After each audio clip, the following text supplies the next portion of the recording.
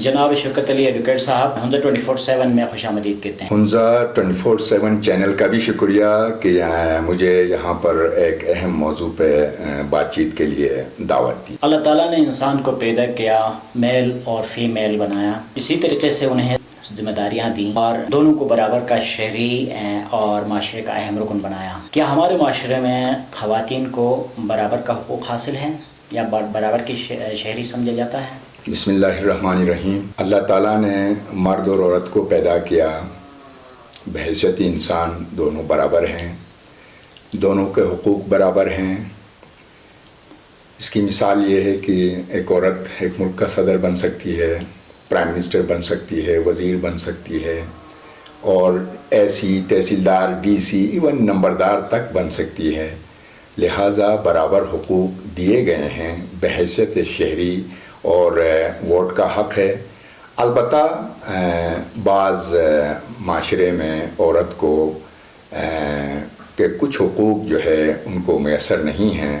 مثلاً Islamic law ہے جو اس میں لا آف انہیریٹنس، اس حوالے سے بات کریں گے، لیکن یہ جو کچھ علاقے ہیں، آپ نے کہا کچھ علاقوں میں نہیں ہے، تو پھر اس کی وجوہات کیا ہیں؟ وجوہات ہم بتائیں گے ہمیں۔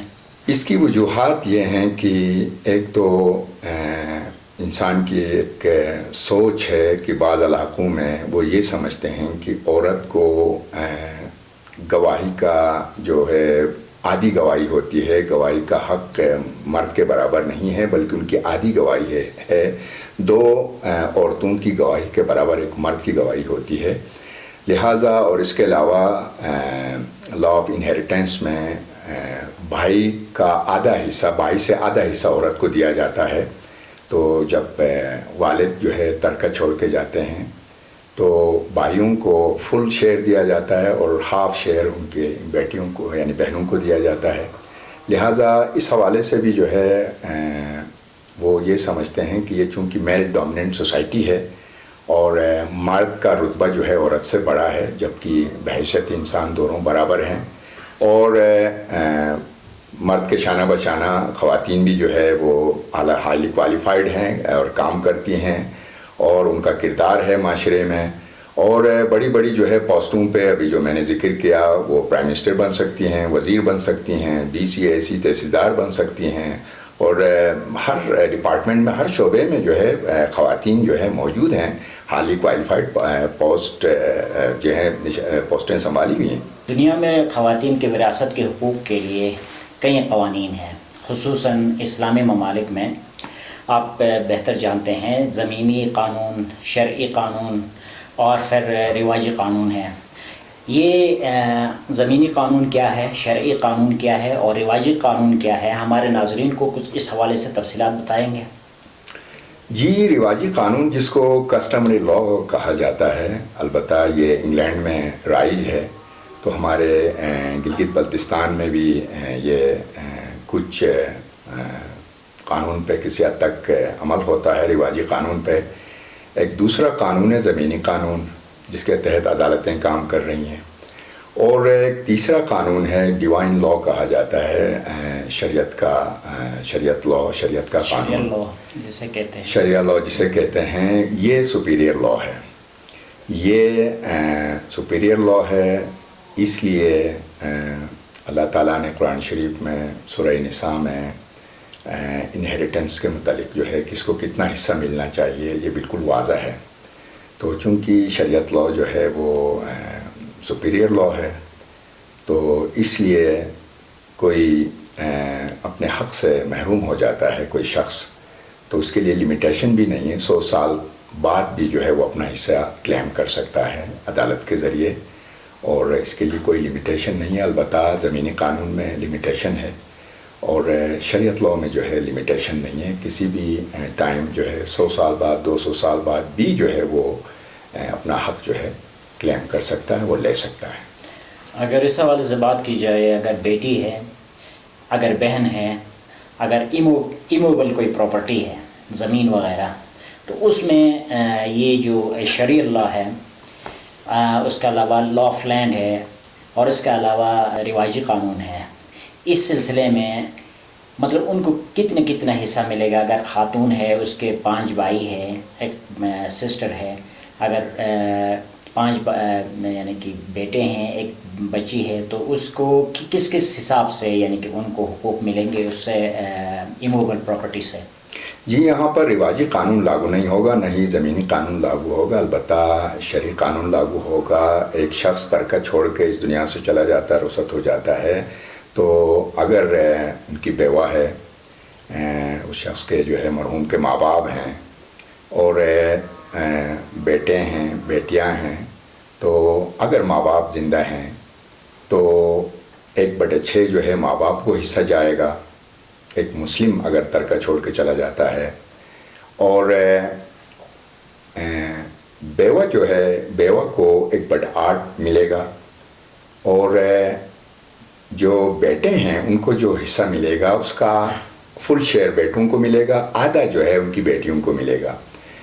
اگر بیوہ جو ہے ایشو لیس ہے، بے اولاد ہے، وہ اس پہ بات کریں گے۔ جی ہاں، جو ایشو لیس کی بات ہے وہ آگے سوال ہوگا، بالکل، لیکن شریعت لاء کے علاوہ لاء آف لینڈ ہے وہ کنسیڈر نہیں کیا جائے گا؟ بالکل، شریعت لاء جو ہے کنسیڈر کیا جائے گا، شریعت لاء کے تحت لاء آف لینڈ کو اور کسٹمری لاء کو جو ہے وہ ایک طرف رکھا جائے گا۔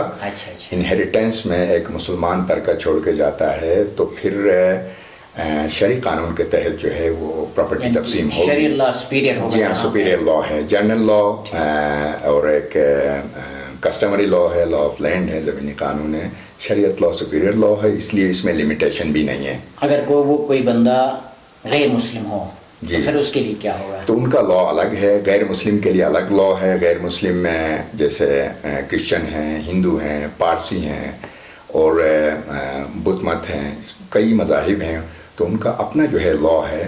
البتہ بحیثیت مسلم جو ہے کوئی اگر مسلمان ہے، مسلمان ترکہ چھوڑ کے جاتا ہے تو پھر ان کا جو ہے یہ بیٹی کو جو ہے بیٹے سے آدھا حصہ ملے گا اور بیوہ کو 1/8 حصہ ملے گا۔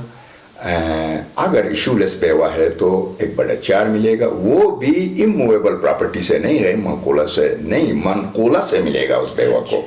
جی ہاں، منقولہ سے ملے گا، اور ایگریکلچر لینڈ بیوہ کو جو ہے نہیں دی جاتی ہے۔ موویبل پراپرٹی میں سے جو ہے ملے گا۔ فرض کریں موویبل پراپرٹی میں بینک میں جو ہے اکاؤنٹ میں پیسے ہیں، اگر نہیں ہیں تو وہ پراپرٹی جو ہے فروخت کی جائے گی، فروخت کر کے جو ہے ان کو جو ہے رقم کی شکل میں بیوہ کو یہ رقم ادا کی جائے گی، ان کو شیئر ملے گا۔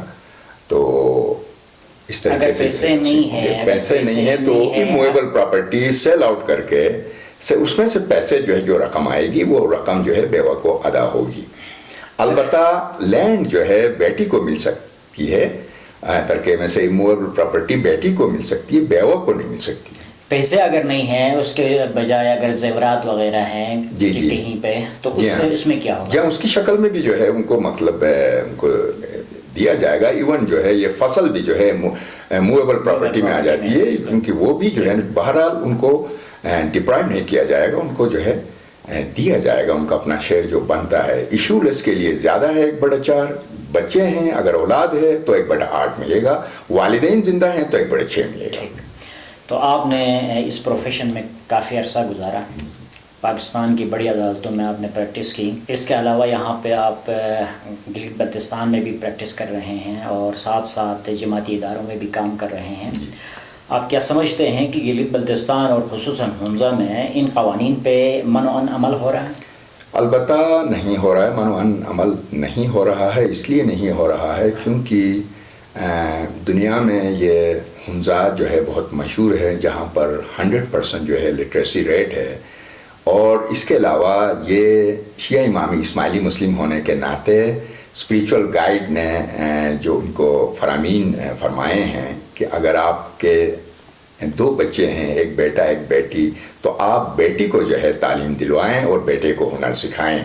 تو اس پہ ضرور عمل ہو رہا ہے، اور والدین جو ہے وہ کم از کم اپنی بیٹی کو پڑھاتے ہیں، ہیوی انویسٹمنٹ کر کے، ایون قرض تک لے کے بیٹی کو جو ہے تعلیم دلواتے ہیں۔ زمین کی قیمت سے زیادہ ان پہ خرچ کیا جاتا ہے، لہٰذا اس لیے وہ بیٹیاں جو ہے شرعی حق مانگنے سے جو ہے نا وہ گریز کرتی ہیں، اور وہ مایوس سمجھتی ہیں کہ میں والدین نے مجھے پالا پوسا بڑا کیا، لیکن اس سے ہٹ کے تعلیم دلوائی، کیونکہ تعلیم کے بغیر انسان جو ہے آگے نہیں بڑھ سکتا ہے۔ عقل و شعور جو ہے وہ تعلیم جو ہے عقل کی پرورش کرتی ہے، لہٰذا تعلیم جو ہے اس اسپریچول گائیڈ کے فرمان پہ عمل کرتے ہوئے، اور اس کے علاوہ جو ہے یہاں پر 100% لٹریسی کی وجہ بھی یہی ہے۔ اگر جو ہے بیٹیوں کو نہ پڑھاتے والدین تو 100% لٹریسی کہاں ہوتی؟ نہیں ہوتی، لہٰذا وہ بیٹیاں اس لیے کلیم نہیں کرتی۔ البتہ ماں باپ حیات نہیں ہیں، اگر ان کے بھائیوں نے ان کا خیال نہیں رکھا ہے، ان کو جو ہے وہ سپورٹ نہیں کیا ہے تو ایجوکیشن دلوانے میں یا ہنر سکھانے میں، تو البتہ وہ جو ہے کچھ کیسز ہمارے سامنے آئے ہیں، انہوں نے کلیم کیا، عدالتوں میں باقاعدہ جو ہے وہ کیسز فائل ہوئے ہیں، اور کمیونٹی کے مصالحتی اداروں میں بھی مصالحتی آربیٹریشن میں جو ہے انہوں نے درخواستیں دائر کی ہیں۔ البتہ انہوں نے کلیم کیا ہے، وہ تو ایک کا دکا جو ہے کوئی ایکسیپشنل کیس ہے، وہ ایکسیپشن۔ آپ صحیح فرما رہے ہیں، کیونکہ ہنزا اور کچھ ہمارے گلگت بلتستان کے علاقے ایسے ہیں جہاں پہ والدین جو ہے میل اور فیمیل پہ میں تفرقہ نہیں کرتے ہیں، اور خصوصاً خواتین کو زیادہ پریفر کرتے ہیں اور ان کو اچھی تعلیم دلاتے ہیں، ان پہ بہت خرچ کرتے ہیں۔ ظاہر بات ہے ان کی اپنی زمین سے زیادہ یعنی کہ ان پہ کاسٹ آتا ہے، تو اس حوالے سے بھی خواتین اپنے حق نہیں مانگتی ہیں۔ گلگت بلتستان اور ہنزا میں خواتین کو کون کون سے مسائل کا سامنا ہے وراثت کے حصول کے لیے؟ خواتین کو مسائل کا سامنا گلگت بلتستان کے بعض علاقوں میں ابھی بھی ہے، وہ سامنا کر رہی ہیں۔ ان کو شرعی حق سے محروم کیا جاتا ہے، اور اس کے انہیریٹنس سے وہ، اس کے علاوہ جو ہے سوسائٹی میں جو ہے وہ ان کو پریشر میں رکھا جاتا ہے، اور ان کو لے دے کے کوئی دینی تعلیم کا مدرسے میں جو ہے نا کوئی قرآن شریف کی تعلیم، یا مدرسے میں چھوٹی موٹی جو ہے وہ ڈگری جو ہے وہ لے سکتی ہیں۔ اس کے علاوہ جیسے ہنزا میں ہیں، جیسے مرد کے برابر جو ہے باقاعدہ ہائیلی کوالیفائڈ خواتین ہیں، اسی طرح گلگت بلتستان کے دوسرے علاقوں میں نہیں ہے۔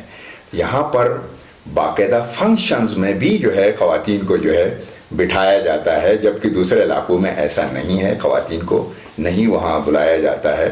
جو ہمارے فیسٹیولز ہوتے ہیں، جو تہواروں میں جو ہے باقاعدہ ہنزا میں خواتین کو جو ہے اوائڈ نہیں کیا جاتا، ان کو باقاعدہ ان کی نشست ہوتی ہے، وہاں پر ان کو بٹھایا جاتا ہے انٹرٹینمنٹ کے پروگراموں میں بھی۔ تو اس لیے تعلیم جو ہے ہنزا کے نسبت دوسرے علاقوں میں، گلگت بلتستان کے دوسرے علاقوں میں ان کو مسائل ہیں اور مسائل کا سامنا ہے، اور کئی جو ہے میٹرز میرے سامنے سے گزرے ہیں گلگت بلتستان کی عدالتوں میں، لہٰذا وہ ہنزا کے نسبت کم از کم وہ محروم ہیں۔ ہنزا میں ایسا نہیں ہے، 5% بھی ایسا مطلب نہیں ہے کہ کم از کم 5% سمجھ لیں کہ جو باقاعدہ انہیریٹنس میں حصہ مانگ رہی ہیں وہ عدالتوں میں ہیں یا مصالحتی اداروں میں، مصالحتی کمیٹیوں میں جو ہے انہوں نے درخواستیں دائر کی ہیں۔ البتہ 95% جو ہے ان کو جو ہے وہ باقاعدہ اعلیٰ تعلیم دلوانے کی وجہ سے ان کا جو ہے ایون ان کی شادی ہو جاتی ہے تو وہاں بھی ان کا خیال رکھا جاتا ہے، تو ان کی بچی کی شادی ہوتی ہے، بیٹے کی شادی ہوتی ہے تو بچی کی جہیز کے لیے جو ہے مدد کی جاتی ہے، جہیز کا سامان جو ہے ان کو پرووائڈ کیا جاتا ہے، تو اس لیے وہ زیادہ جو ہے اوائڈ کرتی ہیں کہ انہیریٹنس میں جو ہے ان کا حصہ ملے والد کے حصے سے۔ تو آپ نے فرمایا کہ ہنزا اور دوسری جگہوں میں کافی فرق ہے اس حوالے سے، اور خصوصاً آپ نے کہا کہ یہاں کچھ علاقوں میں خواتین کو زیادہ حقوق حاصل ہے، کچھ میں کم ہے۔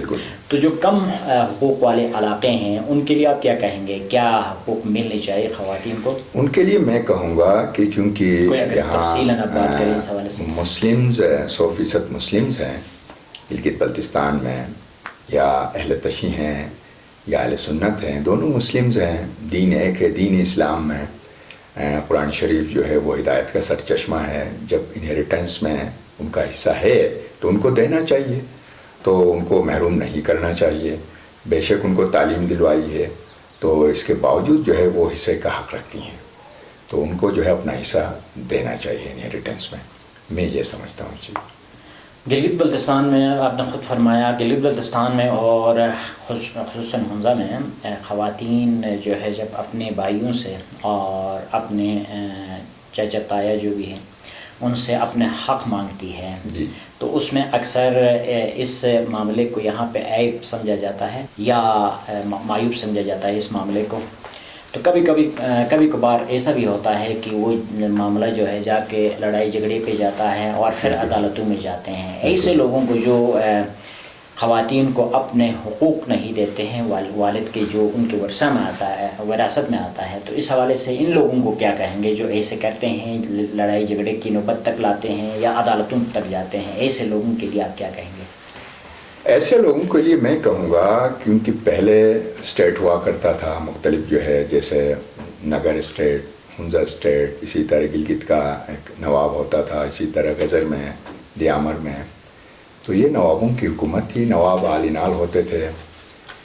نواب جو ہے کسٹمری لاء کے تحت جو ہے نواب جو ہے اگر میل ایشو نہیں ہے کسی شخص کا, کوئی بیٹا نہیں ہے, بیٹیاں ہیں تو بیٹیوں کو جو ہے کسی حد تک تھوڑا بہت جو ہے وہ ان کو دیا جاتا تھا, کوئی درخت دے دیا یا مکان بنانے کے لیے چھوٹی سی جو ہے تھوڑی سی جو ہے 4-5 مرلے کی زمین دے دی.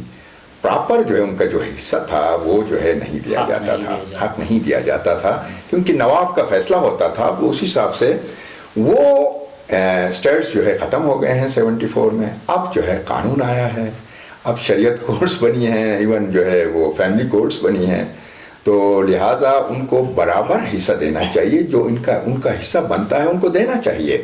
پہلے نہیں دیا جاتا تھا کیونکہ ایک ذہنیت ایسی ہے کہ یہاں پر کسٹمری لاء کو جو ہے وہ سپیریئر سمجھا جاتا ہے, جبکہ ایسا نہیں ہے. شریعت لاء سپیریئر لاء ہے اور زمینی قانون سے بڑا جو ہے شریعت لاء ہے. تو اس کے تحت جو ہے ان کو جو ہے حق دینا چاہیے. ادروائز اب شعور آ چکا ہے, اب پہلے والا زمانہ نہیں رہا ہے. ہائیلی کوالیفائڈ خواتین ہیں اور وکیل کو ہائر کر کے عدالت سے بھی وہ لے سکتی ہے. اس کے لیے لمیٹیشن بھی نہیں ہے, 100 سال بعد بھی کلیم کر سکتی ہیں.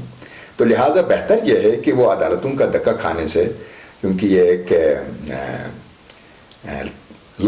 پرولونگ لیٹیگیشن ہوتا ہے وہاں پر, 10-15 سال 20 سال لگتے ہیں, تو ان کو کافی ٹائم لگتا ہے. ان کا وقت بچت ہوگا, اخراجات جو ہیں ان کے خرچے بچ جائیں گے. آپس میں مطلب لڑائی جھگڑے کی نوبت آتی ہے, تو بہتر یہ ہے کہ بالکل اس سے بچنے کے خاندانوں میں جو ہے وہ ناچاکیاں پیدا ہوتی ہیں, جھگڑے ہوتے ہیں, سکون تباہ ہوتا ہے, رسپیکٹ ختم ہوتی ہے, ایک دوسرے کے لیے مرتے ہیں وہ, ایک قسم کے جو ہے نا وہ پھر خوشی غم میں شریک نہیں ہوتے ہیں. تو بہتر یہ ہے کہ اپنا شرعی حصہ دینا چاہیے.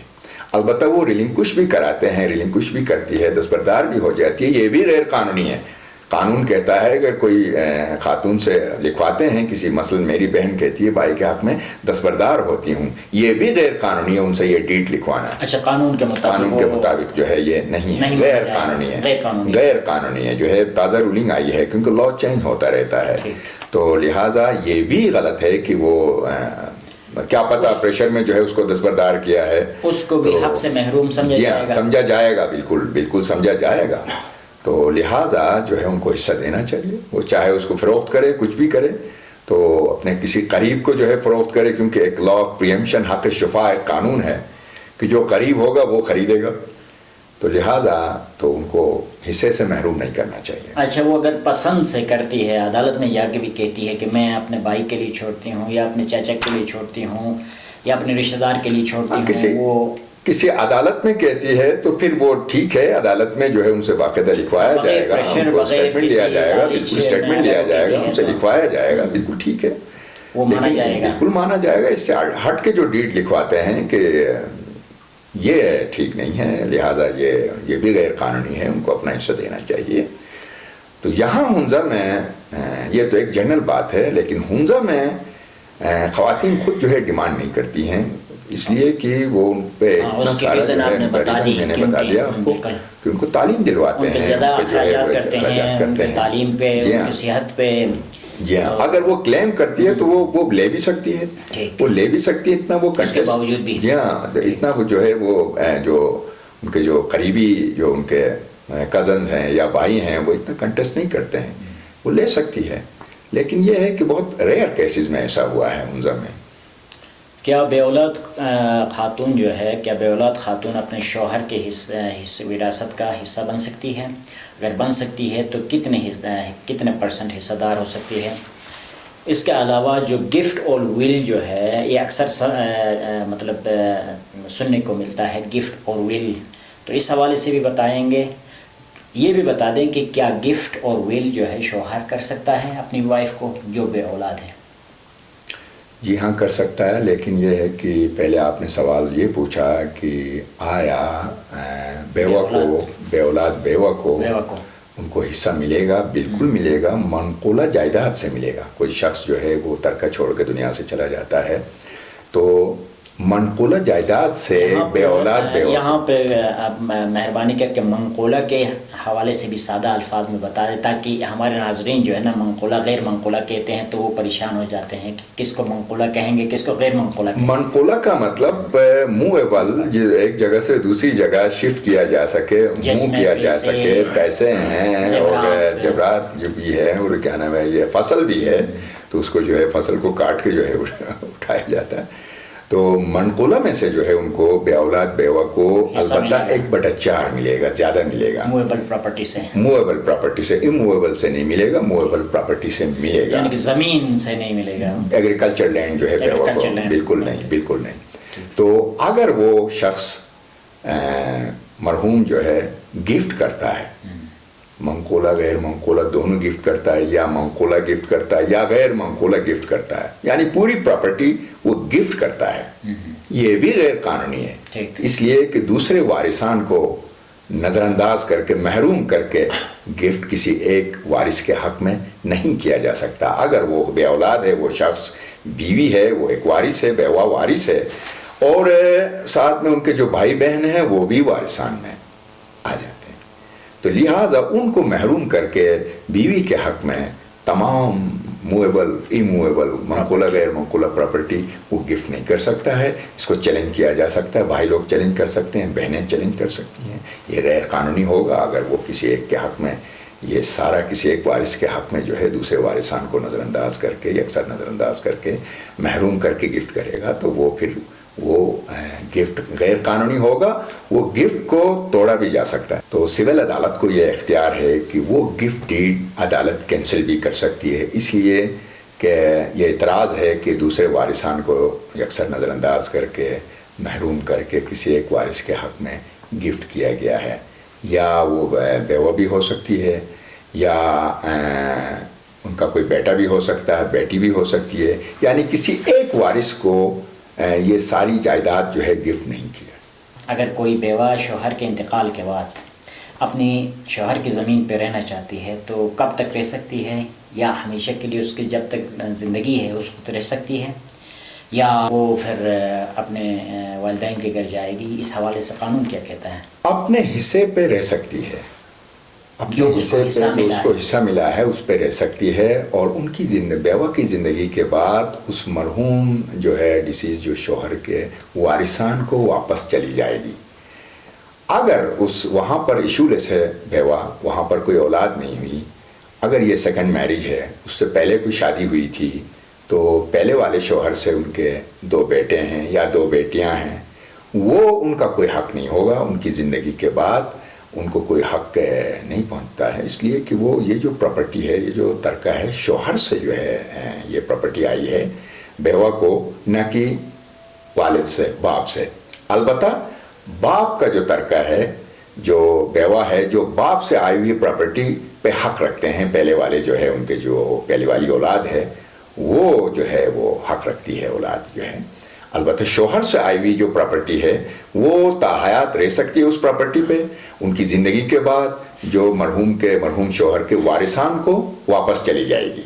یہ لا ہے. تو گفٹ کے بعد ایک وصیت جس کو ول کہتے ہیں، ایک شخص اپنی زندگی میں ول کرتا ہے تو ول بھی ایک پرسن پہ کرتا ہے، پراپرٹی پہ، پوری پراپرٹی جو ہے کے لیے بھی جو نہیں کر سکتا ہے، ایک حصہ جو ہے وہ پہ کر سکتا ہے ول.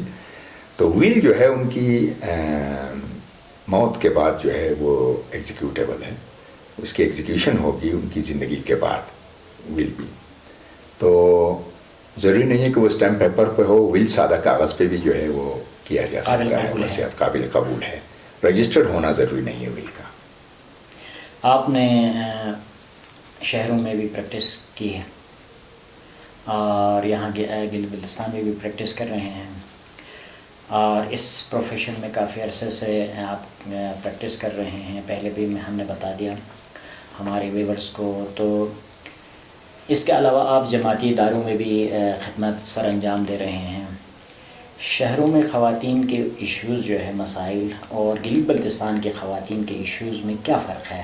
شہروں کی جو خواتین ہیں ان کے اپنے حساب سے ایشوز ہیں، تو کچھ سہولتیں شہروں میں خواتین کو میسر ہیں، کچھ جو ہے مسائل گلگت بلتستان کی خواتین کو جو ہے سامنا کرنا پڑ رہا ہے مسائل کا، لہٰذا یہ میں موازنہ نہیں کر سکتا کہ بھئی وہ مسائل تو سب جگہ ہیں اور سہولیات بھی سب جگہ ہیں۔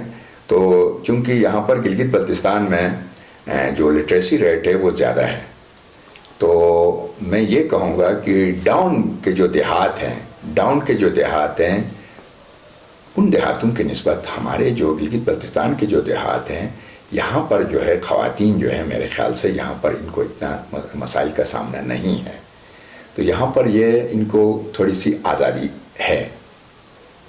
اگر کوئی بیٹی یا کوئی بہن اپنے بھائی سے یا اپنے رشتہ دار سے اپنا حصہ مانگنا چاہے جی، تو وہ کیا قدم اٹھا سکتی ہے پہلے؟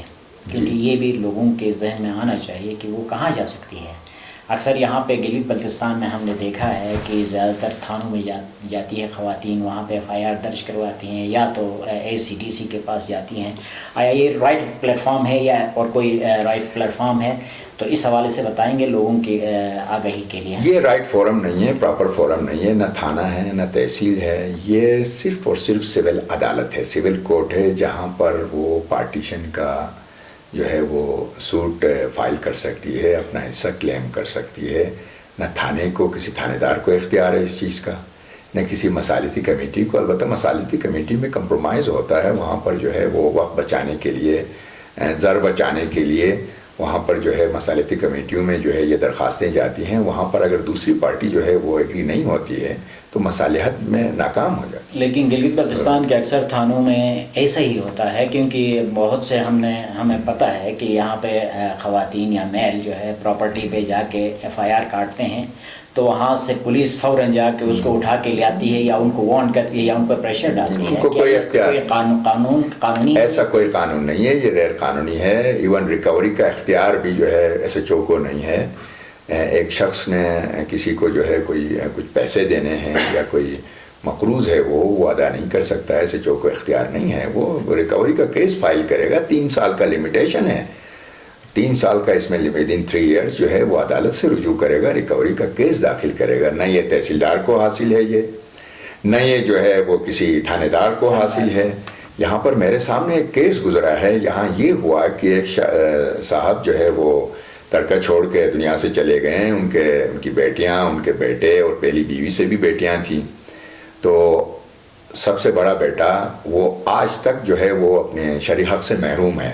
کیس چل رہا ہے کورٹ میں، چھوٹے بھائیوں نے باقاعدہ ان کو محروم کیا ہے۔ وہ یہ کہہ رہے ہیں کہ بھائی یہ ہمارے بڑے بھائی نے ہم سے وعدہ کیا تھا، باقاعدہ جرگہ ہوا تھا کہ جب میں ریٹائر ہوں گا وہ پاک آرمی سے تو 2 لاکھ روپے میں چھوٹے بھائیوں کو ادا کروں گا، لہٰذا وہ ادا کرے گا تو پھر وہ اپنا حصہ لے سکتا ہے۔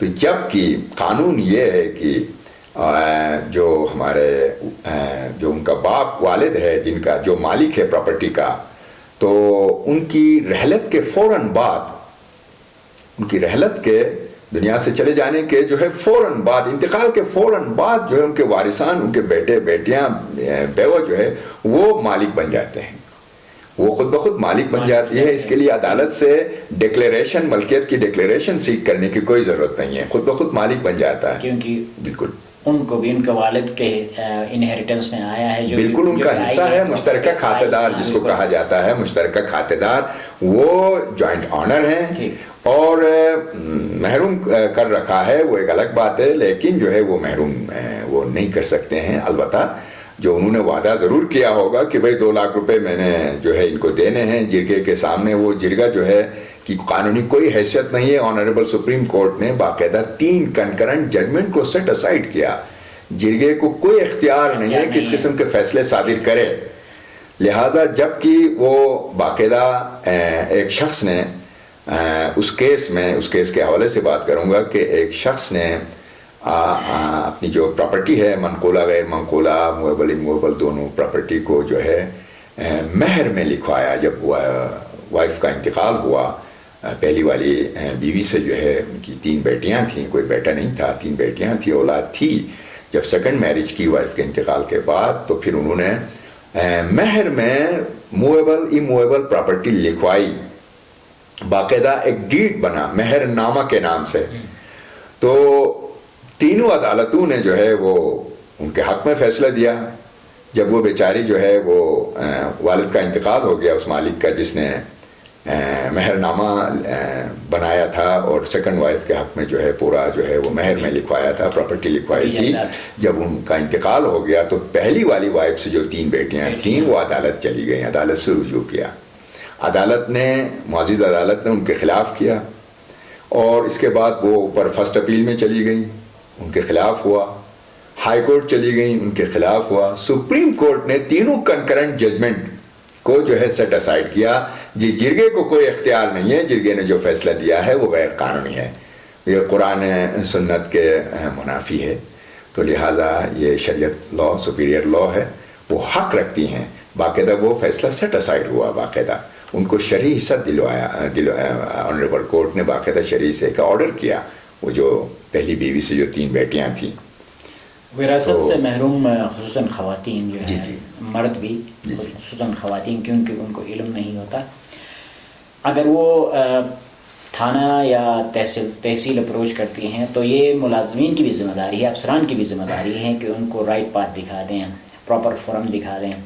کیا یہ ان کی ذمہ داری نہیں ہے یہ افسران کی کہ وہ پراپر فورم دکھائیں اپنے پاس رکھنے کے بجائے؟ اور دوسری بات, دوسرا سوال یہ ہے کہ آپ نے کہا کہ یہ جو جرگے کی بات کی, جرگے کا جو فیصلہ ہے وہ بائنڈنگ ہے کسی بھی شہری پہ؟ بالکل بائنڈنگ نہیں ہے. اگر بائنڈنگ ہوتا جرگے کا فیصلہ آنریبل سپریم کورٹ اس کو جو ہے اپ ہولڈ رکھتی.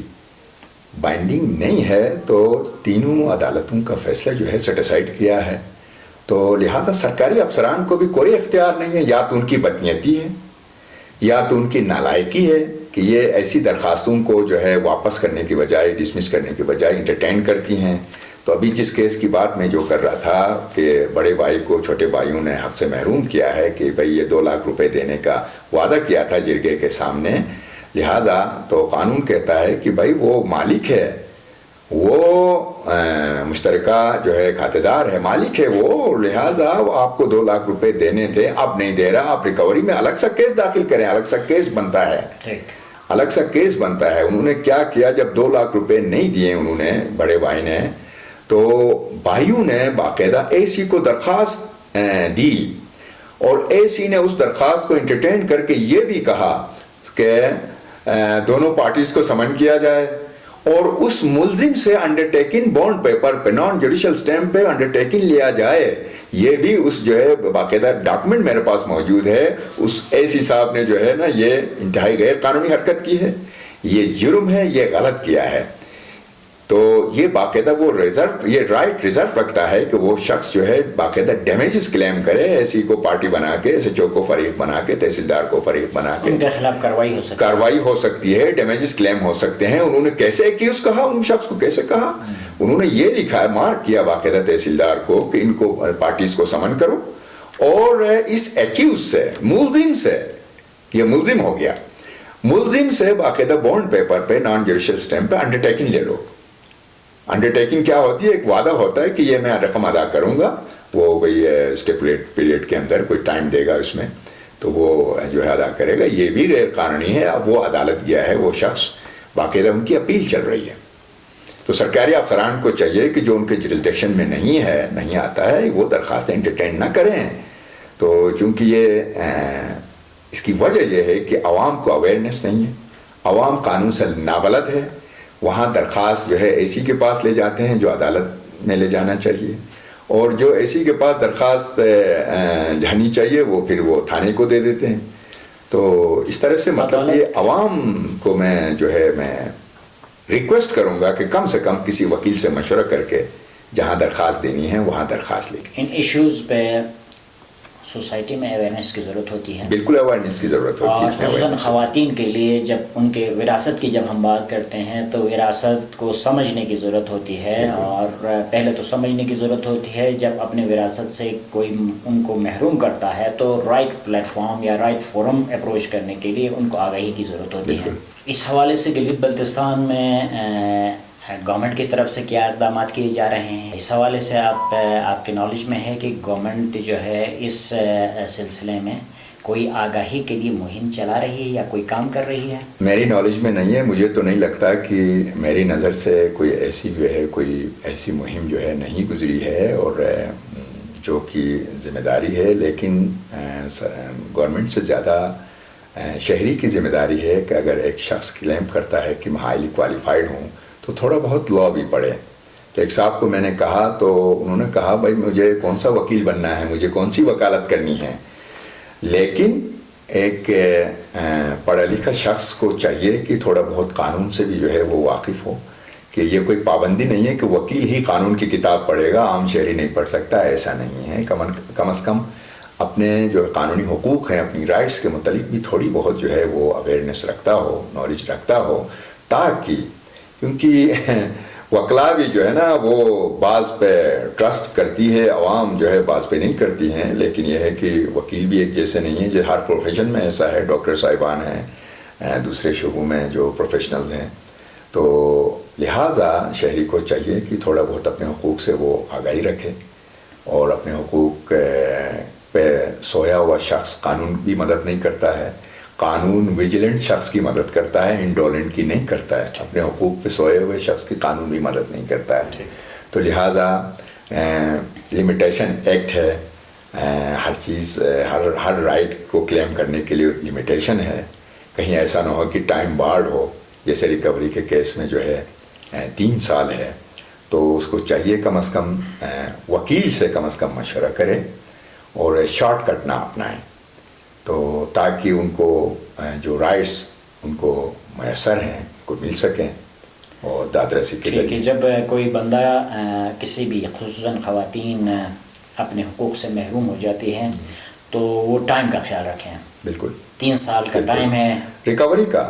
اس کے علاوہ لمیٹیشن ہے, مختلف جو ہے وہ رائٹس ہیں ان کو. اس کے لیے جو ہے وہ کہیں 6 مہینہ ہے, کہیں 9 مہینہ ہے. مثلاً ایک کرایہ دار ہے, ان کو فورسیبلی ڈسپوزس کیا جاتا ہے. ودن 6 months جو ہے ان کو دوبارہ جو ہے عدالت قبضہ دیتی ہے.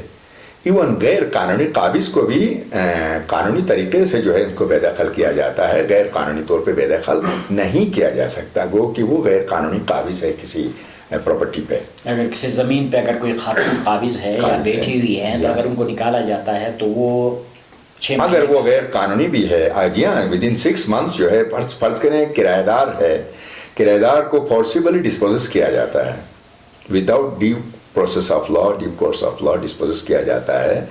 تو عدالت میں وہ جائے گی یا جائے گا وہ کرایہ دار, تو عدالت جو ہے دوبارہ قبضہ دے گی, دینے کے بعد کیس چلے گا. جوڈیشری کے حوالے سے آپ بتائیں گے کہ جوڈیشری اس حوالے سے کوئی آگاہی کے حوالے سے کوئی کام کر رہی ہے؟ جوڈیشری آگاہی کے حوالے سے البتہ ججز کو ٹریننگ دی جاتی ہے. کوئی جج اپوائنٹ ہوتا ہے, ان کو ٹریننگ دی جاتی ہے. وکلا ہی ہیں جو 80% جو ہے مدد کرتے ہیں عدالت کی, معزز عدالت کی. جبکہ لا یہ ہے کہ جج کو ملک کے تمام قوانین آنے چاہیے. جج کے جو ہے وہ جو گاؤن ہوتا ہے روپ کے آستین سے گرنے چاہیے. آپ نے صحیح فرمایا, کیونکہ حنزہ میں خصوصاً گلگت بلتستان اور حنزہ میں تقریباً خواتین ایجوکیٹڈ ہیں, لیکن انفارچونیٹ جو ہے وہ زیادہ اکثر خواتین جو ہے اپنے یعنی کہ قانون سے نابلد ہے, اپنے حقوق سے نابلد ہیں. تو جو ایجوکیٹڈ ہے خواتین ان کو تو قانون بھی پڑھنی چاہیے, ان کو پھر اپنے حقوق کے حوالے سے یعنی کہ آگاہی بھی ہونی چاہیے. لیکن جو غیر تعلیم یافتہ ہے, جو ان پڑھ لوگ ہیں, تو ان کے لیے آگاہی کی ضرورت ہے. اس سوسائٹی میں آگاہی حکومت کی ذمہ داری ہونی چاہیے کہ وہ آگاہی اس حوالے سے دیں. حکومت ذمہ دار ہے, حکومت ذمہ دار ہے آگاہی پروگرام جو ہیں کا انعقاد کرنا چاہیے کہ تاکہ وہ اپنے حقوق سے آگاہ ہوں. یہاں تو وہ تو چھوڑیں، یہاں جناب بجلی کا ایشو ہے یہاں پر، اور پانی کا مسئلہ ہے، بنیادی جو ہے حقوق سے محروم ہیں، مسائل ہیں. اس حوالے سے ہم انشاءاللہ کوئی نیکسٹ انٹرویو بھی کریں گے کیونکہ ابھی ٹائم کا بھی ایشو ہوگا. جی جی. تو خواتین کی وراثت کے حوالے سے فی الحال ہم جو انٹرویو کر رہے ہیں اس حوالے سے آپ نے خود کہا کہ گلگت بلتستان، پاکستان اور کسی بھی جگہ میں، دنیا کی کسی بھی جگہ میں حمزہ سمیت مسائل ہے، تنازعات ہے، جھگڑے ہیں اور عدالتوں میں لوگ ہیں. ان مسائل کو کس طرح کم کیا جا سکتا ہے؟ کوئی میکینزم ہے کہ ان مسائل کو کم سے کم کیا جا سکے عدالتوں کے چکر کاٹنے کے بغیر، کاٹے بغیر، یا ایسے مسائل جو تھانہ کچہری میں جائے بغیر کوئی ممکنات ہے؟ ممکن ہے، بالکل ممکن ہے، ان کو کم کیا جا سکتا ہے کیونکہ علاقے میں نمبرداران ہیں، اور کیونکہ دین اسلام میں کئی مسالک ہیں، سیکٹس ہیں، ان لا آف انہیریٹنس میں جو ہے ان کا الگ الگ ہے. جیسے شیعہ لاء میں اگر ایک مرحوم کی صرف بیٹی ہے تو بیٹی ہی جو ہے وہ پوری پراپرٹی کی وارث ہوگی، جبکہ اہل سنت میں ایسا نہیں ہے. تو اسی طرح جو ہے ہر فرقے میں ڈاکٹرائن الگ ہے، مسالک کے حساب سے مختلف ہے، ہر مسلک میں جو ہے ڈاکٹرائن الگ ہے کہ ہم چونکہ جعفریہ کے حساب سے بیٹی جو ہے وہ پوری پراپرٹی کی مالکن ہے. تو لہٰذا تو یہ مسائل کم ہو سکتے ہیں اگر وہ علاقے کا نمبردار اپنا کردار ادا کرے، اور کمیونٹی آربیٹریشنز ہیں، انجمنیں ہیں، سپریم کاؤنسلز ہیں. تو ان مسائل کی جو کو حل کرنے کے لیے جو ہے یہ بنائے گئے ہیں یہ ادارے، تاکہ عدالت تک جو ہے نا، پھر آخری جو ہے نا ہمارا جو ہے آخری امید جو ہے وہ عدالت ہے. تو آخری امید عدالت ہے جو ہے، اس اگر وہ کردار ادا کریں تو یہ کم کیے جا سکتے ہیں. خاندان کے ایلڈرز کا جو ہے وہ کہ انٹرونشن سے بھی جو ہے یہ مسئلے حل ہوئے ہیں. یہ نہیں کہ بالکل ہی نہیں ہو رہے ہیں مسئلے، لیکن یہ ہے کہ پارٹیز کو بھی چاہیے کہ تھوڑا سا لچک پیدا کریں، کیونکہ وہ آپس میں جب وہ سیٹلمنٹ کرتے ہیں اور مصالحتی کمیٹی کے ذریعے یا کسی انجمن کے ذریعے یا کسی کونسل، کسی فورم کے ذریعے، تو عدالت سے ہٹ کے تو وہاں دونوں جیت جاتے ہیں.